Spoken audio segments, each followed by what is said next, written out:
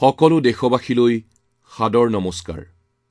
Corona সংক্ৰমণৰ সৈতে বিশ্বৰ এই যুঁজখনৰ 4 মাহতকৈ অধিক সময় হ'ল। এই সময়ছোৱাত সমগ্ৰ বিশ্বৰ 42 লাখতকৈ অধিক লোক কৰোনাত আক্ৰান্ত হৈছে। প্ৰায় 2,75,000 লোকৰ দুখজনক মৃত্যু হৈছে। ভাৰততো বহু পৰিয়ালে আত্মীয়ক হেৰুৱাইছে। মই সকলোৰে প্ৰতি সমবেদনা জ্ঞাপন কৰিছোঁ। বন্ধুসকল, এটা ভাইৰাছে, মাত্ৰ এটা ভাইৰাছে বিশ্বক তছনছ কৰি পেলাইছে। বিশ্বজুৰি কোটি কোটি লোকে সংকটৰ সন্মুখীন হৈছে। সমগ্ৰ বিশ্বই এতিয়া জীৱন ৰক্ষা কৰিবলৈ এক প্ৰকাৰে ক'বলৈ গ'লে যুঁজত লিপ্ত হৈছে। এনে সংকটৰ কথা আমি কেতিয়াও শুনা নাছিলোঁ আৰু আমি কেতিয়াও দেখাও নাছিলোঁ। নিশ্চিতভাৱে মানৱ জাতিৰ বাবে এয়া অকল্পনীয়। এই সংকট অভূতপূৰ্ব। কিন্তু এই যুঁজখনত ভাগৰি যোৱা, হাৰ মনা, নিৰাশ হৈ পৰা এই কথাটো মানৱ জাতিয়ে কেতিয়াও মানি নলয়। সতৰ্ক হৈ থাকি এই যুঁজৰ সকলো নিয়ম পালন কৰি এতিয়া আমি বাচিবও লাগিব আৰু একে সময়তে আমি আগুৱাই যাবও লাগিব। এতিয়া বিশ্ব সংকটৰ মুখামুখি হৈছে। আমি আমাৰ সংকল্প আৰু সুদৃঢ় কৰিব লাগিব।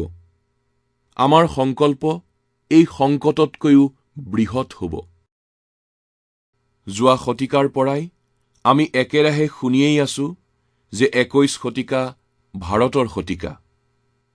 কৰোনাৰ পূৰ্বৰ বিশ্বৰ সামগ্ৰিক অৱস্থাক আমি বিস্তৃত ৰূপত চোৱাৰ সুযোগ পাইছোঁ।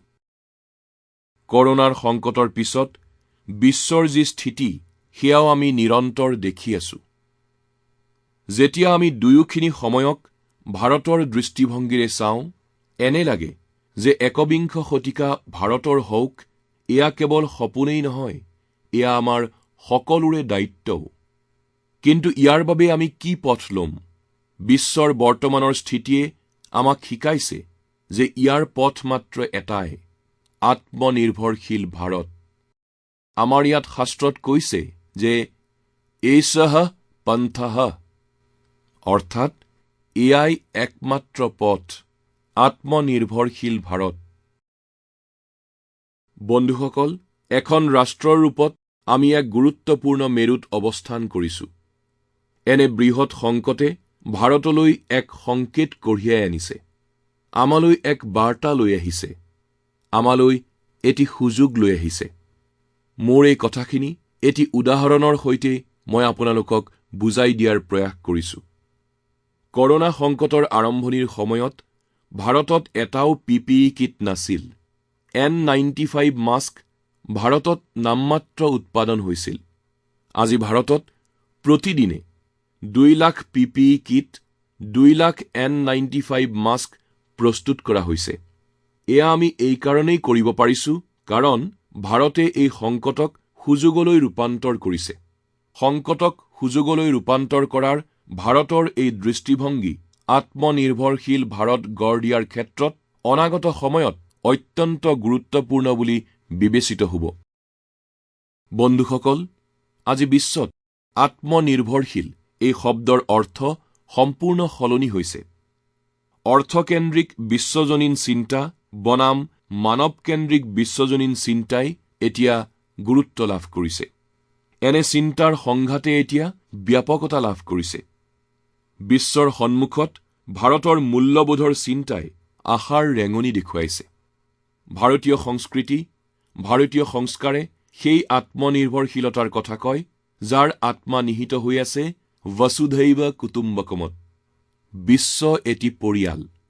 ভাৰতে যেতিয়া আত্মনিৰ্ভৰশীলতাৰ কথা কয়, তেতিয়া আত্মকেন্দ্ৰিকতাৰ কথা নকয়। এই আত্মনিৰ্ভৰশীলতাত সংসাৰৰ সুখ, সহযোগ আৰু শান্তিৰ চিন্তা নিহিত হৈ থাকে। ভাৰত যেতিয়া আত্মনিৰ্ভৰশীল হয়, তেতিয়া এক সুখী, সমৃদ্ধিশালী বিশ্বৰ ধাৰণাও সুনিশ্চিত হয়। ভাৰতৰ লক্ষ্য, ভাৰতৰ কাৰ্যই বিশ্ব কল্যাণৰ কথাকেই সূচায়। মুকলিত মলত্যাগমুক্ত ভাৰত, যক্ষ্মা, পলিঅ', পুষ্টিহীনতা আদিৰ ক্ষেত্ৰত ভাৰতে চলোৱা অভিযানে সমগ্ৰ বিশ্বক প্ৰভাৱিত কৰিছে। আন্তৰ্জাতিক সৌৰ সহযোগিতা গোলকীয় উষ্ণতাৰ বিৰুদ্ধে ভাৰতৰ এক উল্লেখনীয় পদক্ষেপ। আন্তৰ্জাতিক যোগ দিৱস মানৱ জাতিক চিন্তামুক্ত অৱসাদমুক্ত কৰাৰ ক্ষেত্ৰত বিশ্ববাসীলৈ ভাৰতৰ এক উপহাৰ। বিশ্বই এতিয়া মানিব লৈছে যে ভাৰতে বহুত ভাল কাম কৰিব পাৰে। ভাৰতবৰ্ষই মানৱ জাতিৰ মংগল সাধন কৰিব পাৰে। বন্ধুসকল, আমি এই সংকল্প ল'ব লাগিব যে আমি ভাৰতবৰ্ষক আত্মনিৰ্ভৰশীল কৰি গঢ়ি তুলিম। 5টা স্তম্ভৰ ওপৰত ভিত্তি কৰি আমি আত্মনিৰ্ভৰশীল ভাৰত গঢ়ি তুলিব লাগিব। এই 5টা স্তম্ভৰ ভিতৰত প্ৰথমটো হ'ব অৰ্থনীতি, যি আনিব পাৰিব আমাৰ দেশলৈ দ্ৰুত প্ৰগতি। দ্বিতীয় স্তম্ভটো হ'ল আন্তঃগাঁথনি, ই হ'ব আধুনিক ভাৰতৰ এক নতুন চিনাকি। তৃতীয় স্তম্ভটো হ'ব আমাৰ ব্যৱস্থাৱলী, এই ব্যৱস্থা হ'ব একবিংশ শতিকাৰ সপোন সাৰ্থক কৰিব পৰা প্ৰযুক্তিগত ব্যৱস্থা।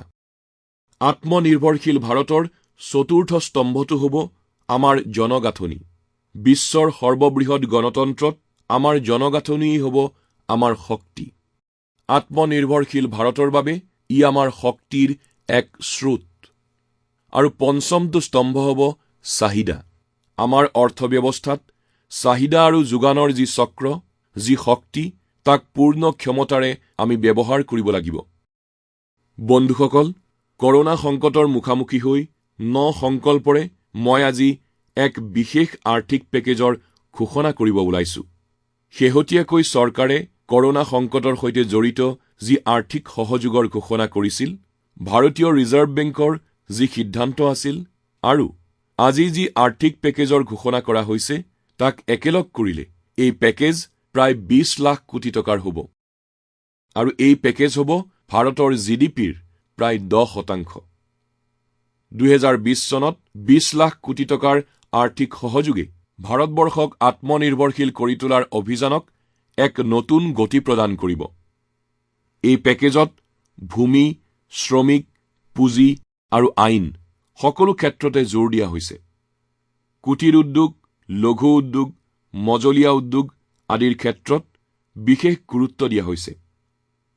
এই পেকেজ আমাৰ দেশৰ শ্ৰমিকসকলৰ বাবে, এই পেকেজ আমাৰ দেশৰ কৃষকসকলৰ বাবে, যিসকলে যিকোনো বতৰত, যিকোনো পৰিস্থিতিত দেশবাসীৰ বাবে দিনে নিশাই পৰিশ্ৰম কৰে। এই পেকেজ সততাৰে কৰ দিয়া মধ্যবিত্তসকলৰ বাবে। এই পেকেজ ভাৰতীয় উদ্যোগৰ বাবে। বিত্তমন্ত্ৰীয়ে এই পেকেজৰ সবিশেষ আপোনালোকৰ আগত সদৰি কৰিব। আত্মনিৰ্ভৰশীল ভাৰত গঢ় দিয়াৰ বাবে কঠোৰ সংস্কাৰৰ দ্বাৰা এতিয়া দেশ আগুৱাই যোৱাটো নিশ্চিত। বন্ধুসকল, কৰোনা সংক্ৰমণে আমাক স্থানীয় উৎপাদন, স্থানীয় বজাৰ, স্থানীয় যোগানৰ গুৰুত্ব ভালদৰেই অনুধাৱন কৰালে। সংকটৰ এই সময়ত স্থানীয় উৎপাদনে আমাৰ চাহিদা পূৰণ কৰিলে, আমাক ৰক্ষা কৰিলে। সময়ে আমাক এই কথাকে শিকাইছে যে আমি এতিয়া স্থানীয় উৎপাদন, স্থানীয় বজাৰ আৰু স্থানীয় যোগানক জীৱনৰ মূল মন্ত্ৰ কৰি ল'ব লাগিব। আজিৰে পৰা সকলো ভাৰতবাসীয়ে স্থানীয় সামগ্ৰীৰ বাবে ভোকেল হ'ব লাগিব। অৰ্থাৎ স্থানীয় সামগ্ৰীৰ উৎপাদন, স্থানীয় বজাৰক উদগনি দিব লাগিব। স্থানীয় সামগ্ৰী ক্ৰয় কৰিব লাগিব, স্থানীয় সামগ্ৰীৰ ব্যৱহাৰত উদগনি যোগাব লাগিব। ইয়াৰ প্ৰচাৰ আৰু প্ৰসাৰ আমি সকলোৱে কৰিব লাগিব। মোৰ পূৰ্ণ বিশ্বাস যে আমাৰ দেশে এই কাম কৰিব পাৰিব। আপোনালোকৰ প্ৰয়াসে প্ৰতিবাৰে আপোনালোকৰ প্ৰতি মোৰ শ্ৰদ্ধা আৰু বৃদ্ধি কৰিছে।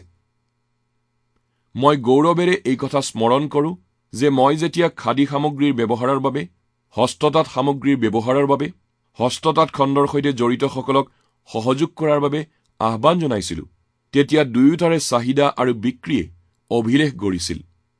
আপোনালোকে খাদীক ডাঙৰ ব্ৰেণ্ডলৈ ৰূপান্তৰ কৰিলে। এটি সৰু প্ৰয়াস, অথচ আমি ইয়াৰ বহু ভাল ফলাফল লাভ কৰিছিলোঁ। বন্ধুসকল, সকলো বিশেষজ্ঞ, সকলো বিজ্ঞানীয়ে কৈছে যে কৰোনা দীৰ্ঘদিন ধৰি আমাৰ জীৱনৰ অংশ হৈ থাকিব। কিন্তু একে সময়তে আমি এয়াও হ'বলৈ দিব নোৱাৰো যে আমাৰ জীৱনটো কেৱল কৰোনাৰ চৌদিশে ভ্ৰমি থাকিব। আমি মাস্ক পিন্ধিম, 2 গজ দূৰত্ব আমি মানি চলিম, কিন্তু আমাৰ লক্ষ্যত উপনীত হোৱাৰ বাবে আমি আমাৰ প্ৰয়াস কৰি যাম। সেয়েহে লকডাউনৰ চতুৰ্থ পৰ্যায়, লকডাউন 4, সম্পূৰ্ণৰূপে ৰূপত হ'ব, নতুন নীতি নিয়মেৰে হ'ব।